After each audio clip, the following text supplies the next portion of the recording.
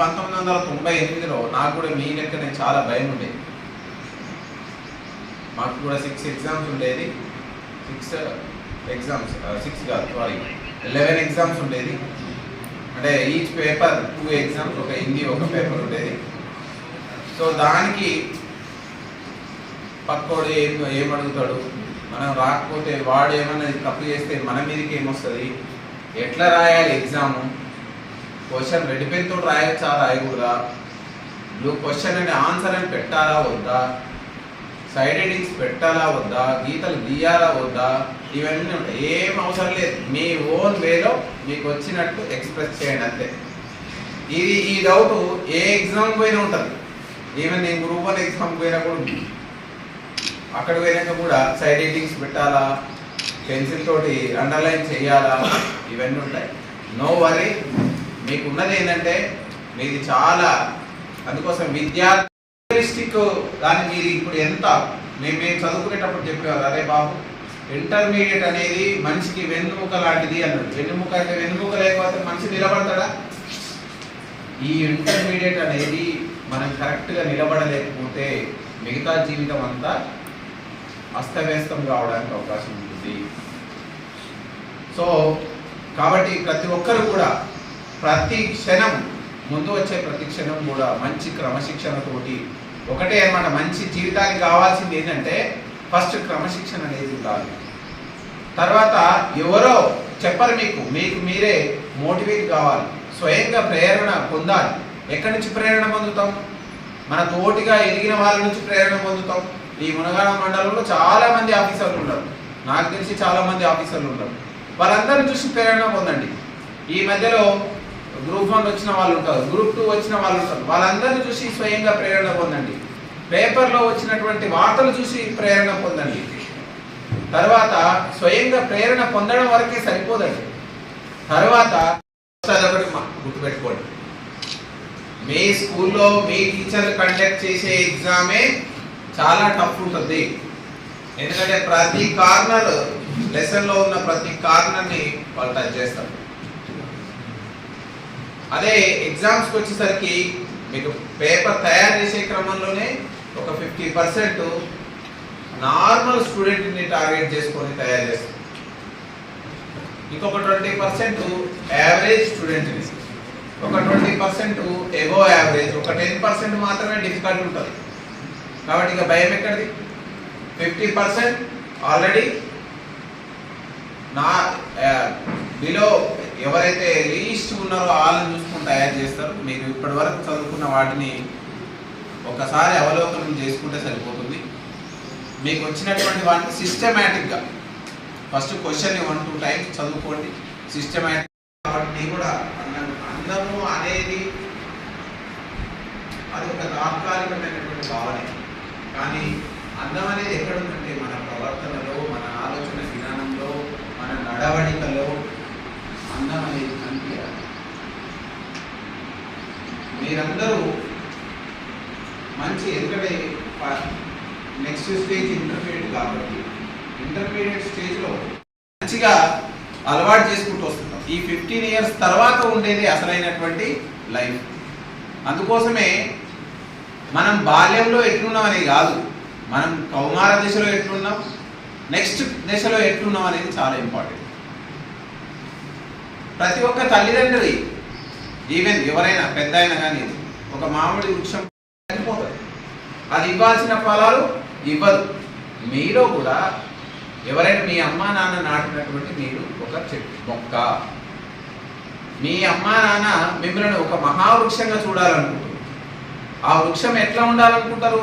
మీరందరూ ఎట్లా ఉండాలనుకుంటారు? మా వాడు రౌడీ కావాలా, మా వాడు అసాంఘిక శక్తి కావాలి, మా అమ్మాయి మంచి కావాలనుకుంటారా, చెడు కావాలనుకుంటారా?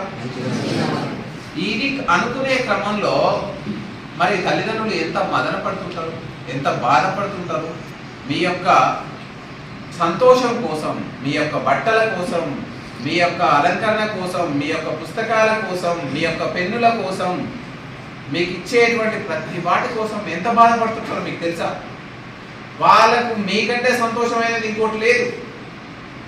ఒక వృక్షాన్ని పెట్టినటువంటి వ్యక్తి ఎంత మదన పడుతూ ఆ మొక్కని మహావృక్షంగా తయారు చేసిన ఉద్దేశం ఏంటంటే స్వయం ప్రేరణని నెక్స్ట్ వైపు తీసుకెళ్ళాలి.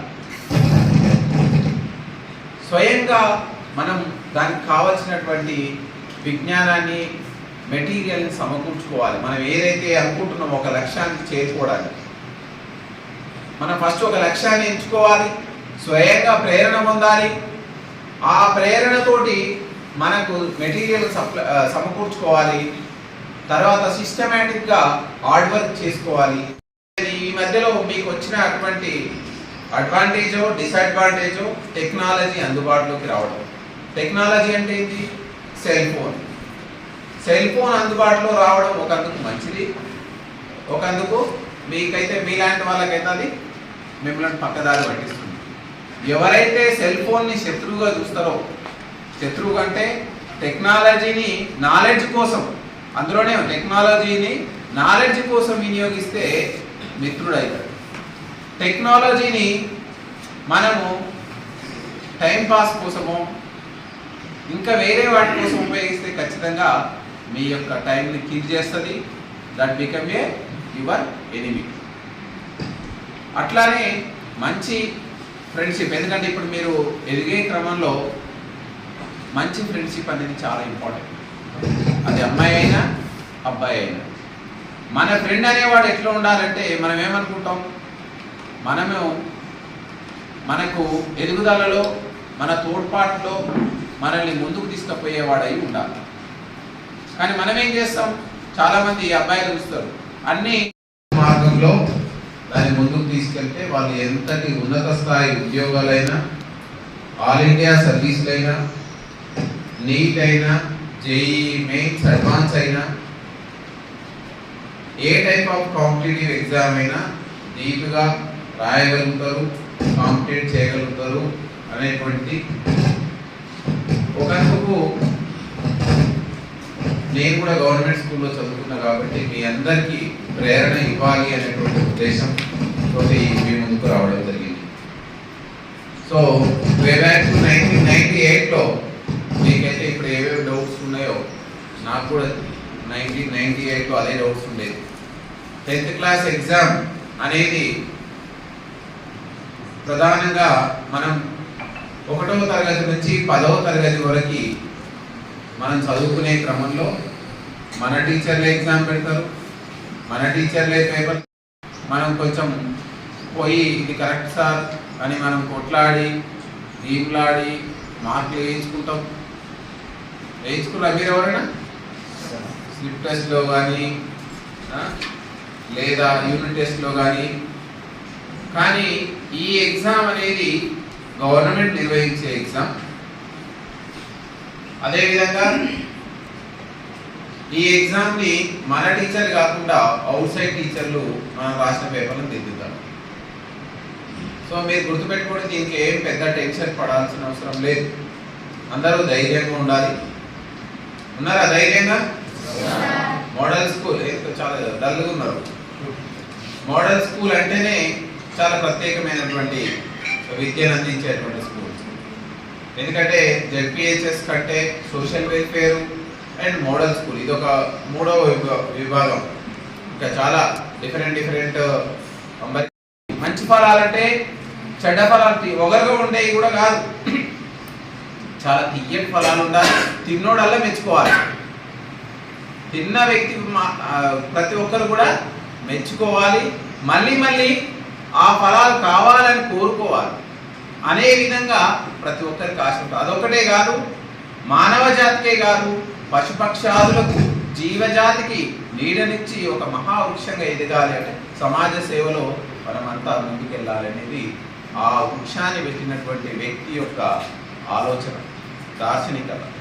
మరి మీ తల్లిదండ్రులు కూడా అట్నే ఆలోచిస్తారు. నా బిడ్డని, నా కొడుకుని నేను కన్నాను అంటే ఈ సమాజంలో ఆయన ఎట్లా, ఆమె కానీ అమ్మాయి కానీ ఒక మహోన్నతమైనటువంటి వ్యక్తిగా ఉండి మా కుటుంబాన్ని బాగు చేస్తూ వాళ్ళు వ్యక్తిగతంగా బాగుంటూ సమాజంలో ఉన్నటువంటి చాలా మందికి వాళ్ళ యొక్క సేవలని విస్తరించాలనేటువంటి ఒక సంకల్పం అనేది ప్రతి తల్లిదండ్రులు ఉంటుంది.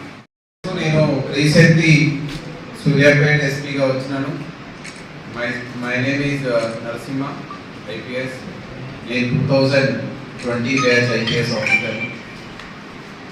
Correct, exactly 27 years back, నేను మీ మాదిరిని ఒక స్టూడెంట్ని, 10th క్లాస్ స్టూడెంట్. 1998లో నేను మీ మాదిరి మీరు ఎట్లయితే ఇప్పుడు మీరు ఎగ్జామ్స్ ఫేస్ చేయబోతున్నారో 1998లో కూడా నేను ఒక ZPHS పాఠశాలలో చదువుకొని, గవర్నమెంట్ స్కూల్లో చదువుకొని నేను ఈరోజు మీ ముందుకు వచ్చినాను. ఎస్పెషల్లీ నేను ఈ స్కూల్కి రావడానికి ప్రధానమైన కారణం గవర్నమెంట్ పాఠశాలలో చదివే విద్యార్థులు, అది మోడల్ స్కూల్ అయినా ZPHS అయినా ఎనీ స్కూల్ ఎక్కడ చదివే విద్యార్థులైనా వాళ్ళలో ప్రతిభ అనేది కొదవలేదు.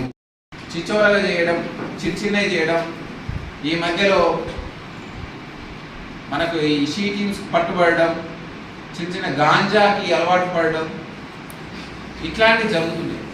దీనివల్ల ఏమవుతుందంటే ఖచ్చితంగా ఒక్కసారి ట్రాక్లో వెళ్తున్న రైలు ఒక పట్టా తప్పితే ఏమవుతుంది? ఒక పట్టా తప్పినా, 2 పట్టాలు తప్పినా ఖచ్చితంగా డిజాస్టరే.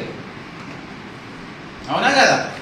మీరు కూడా ఈ జీవితం అనేటువంటి ప్రయాణంలో ఈ రైలు ప్రయాణం లాంటి మన జీవితం కూడా, అమ్మాయిదైనా అబ్బాయిదైనా, ఎక్కడైతే మీకు తెలుసు, ప్రతి ఒక్కరికి తెలుసు, ఫస్ట్ నుంచి మనం పుట్టినప్పటి నుంచి మన అమ్మా నాన్న ఖచ్చితంగా నేర్పుతుంటారు. అది తప్పు అని అంటే దట్ ఈస్ ఆల్వేస్ రాంగ్, అది రైటు అంటే that is always right.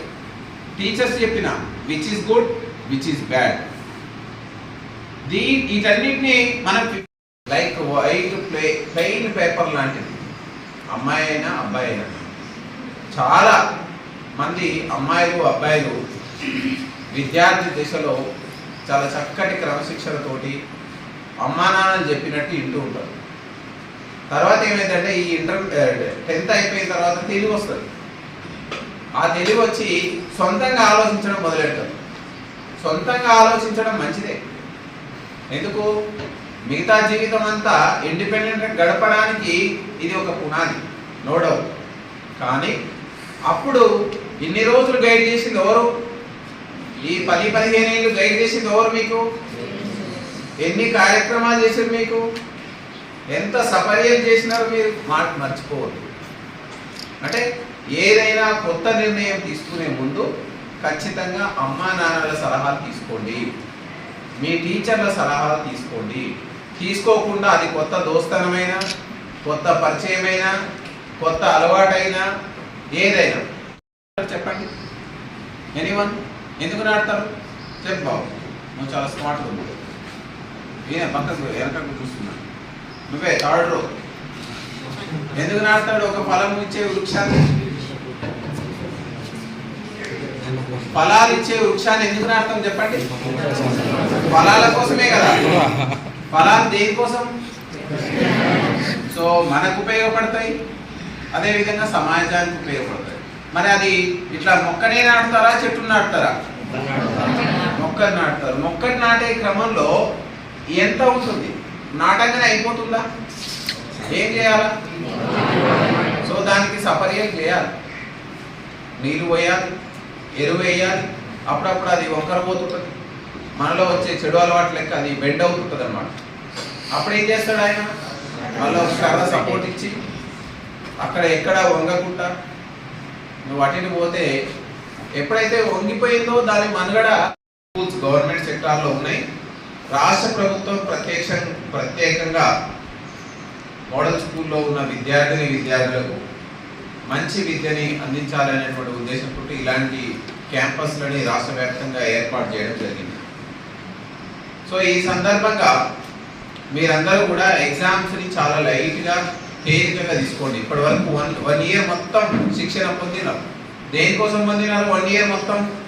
Last ఈ 6 రోజుల 7 రోజుల, ఎన్ని రోజులు? 7 రోజుల 7 days. I think science paper 2 papers ఉన్నట్టు.